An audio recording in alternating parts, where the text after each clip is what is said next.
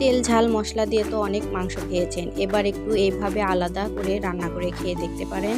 অসম্ভব মজার একটা খাবার পেশোয়ারি বিফ, সেটাই আপনাদের সাথে শেয়ার করছি। কিভাবে রান্না করলাম দেখিয়ে দিচ্ছি। আসসালামু আলাইকুম, আশা করি সবাই অনেক ভালো আছেন। প্রথমে আমি ঘি দিয়ে একটু মাংসটা ভেজে নিলাম, তারপর গোটা টমেটো, আলু, রসুন, পেঁয়াজ, আদা কুচি, পরিমাণ মতো লবণ আর গোলমরিচ, কাঁচামরিচ, পরিমাণ মতো পানি দিয়ে ঢাকনা দিয়ে ঢেকে দিলাম।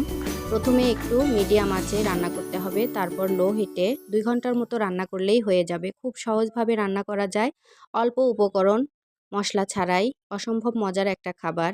আর এর সঙ্গে যদি পরোটা থাকে তাহলে তো কথাই নেই, পরোটার সাথেই এই খাবারটা বেশি মজা। যারা আমার ভিডিওটি দেখছেন অসংখ্য ধন্যবাদ।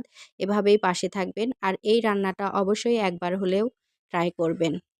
মাংসগুলো এতটাই সফট হয়েছে যে হাত দেওয়ার সাথে সাথেই ভেঙে যাচ্ছে।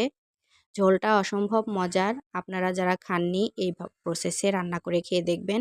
সাথে আমি পরোটা ভেজে নিচ্ছি, পোলাওয়ের সাথেও ভালো লাগে, তবে আমার কাছে পরোটা দিয়ে বেশি মজা লেগেছে।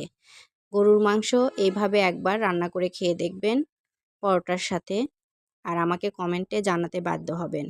এতটাই মজার হয়েছিল যে অনেক মজা করে খেয়েছি। পরোটা আর এই পেশোয়ারি বিফ সকালবেলাতে অনেক মজার একটা নাস্তা।